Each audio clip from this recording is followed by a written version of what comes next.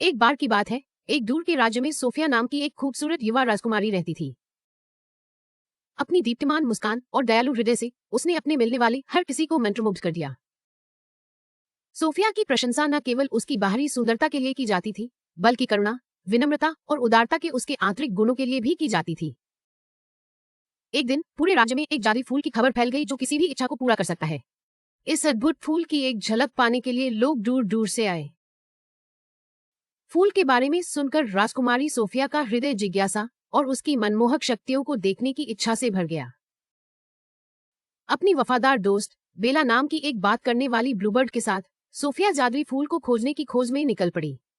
वे अनमोल फूलों की तलाश में रहस्यमय जंगलों से गुजरे, तेज नदियों को पार किया और ऊंचे पहाड़ों पर चढ़ गए। अपनी यात्रा के दौरान उन्हें विभिन्न चुनौतियों और बाधाओं का सामना करना पड़ा। प्रतिकूल परिस्थितियों का सामना करने के बावजूद सोफिया का अटूट दृढ़ संकल्प और सकारात्मक भावना चमक उठी। उसने रास्ते में मिले अन्य लोगों की मदद की, अपना भोजन साझा किया, थके हुए लोगों को सांत्वना दी और जहां भी वह गई खुशियां फैलाई। जैसे ही सोफिया और बेला ने अपनी खोज जारी रखी, वे अंततः बगीचे में पहुंचे जहां जादुई फूल खिला था।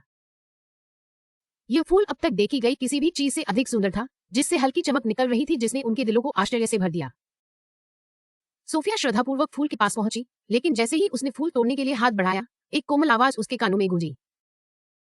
राजकुमारी सोफिया, इस फूल में बहुत शक्ति है, लेकिन सच्ची सुंदरता उन लोगों के दिलों में है जो इसका बुद्धिमानी से उपयोग करते हैं। उन शब्दों में संदेश को समझकर सोफिया जिज की। उसने अपनी इच्छाओं के परिणामों और उनके दूसरों पर पड़ने वाले प्रभाव पर विचार किया। गहराई से वह जानती थी कि भौतिक संपत्ति और क्षणभंगुर इच्छाएं स्थायी खुशी नहीं लाएंगी। नए ज्ञान से सोफिया ने फूल न तोड़ने का निश्चय किया। इसके बजाय उसने प्रकृति की सुंदरता और अपनी यात्रा के दौरान मिले अनुभवों के लिए आभार व्यक्त किया। वह समझती थी कि सच्ची खुशी दयालुता, प्रेम और दूसरों के जीवन में सकारात्मक बदलाव लाने से आती है। राज्य लौटकर सोफिया ने अपनी कहानी लोगों के साथ साझा की।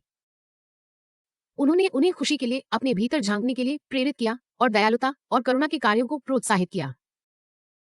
जैसे जैसे लोगों ने आंतरिक सुंदरता और निस्वार्थ कार्यों के महत्व को अपनाया, राज्य फलता फूलता गया। राजकुमारी सोफिया की कहानी एक किंवदंती बन गई जो पीढ़ियों से चली आ रही है, बच्चों और वयस्कों को सुंदरता के वास्तविक सार की याद दिलाती है। इसने उन्हें सिखाया कि सच्ची सुंदरता बाहरी दिखावे में नहीं, बल्कि दया, करुणा और प्रेमपूर्ण हृदय के कार्यों में निहित है। और इसलिए राजकुमारी सोफिया ने एक प्रिय शासक के रूप में अपना शासन जारी रखा, दयालुता, खुशी और अमूल्य सबक फैलाया कि सच्ची सुंदरता भीतर से आती है। That true beauty comes from within.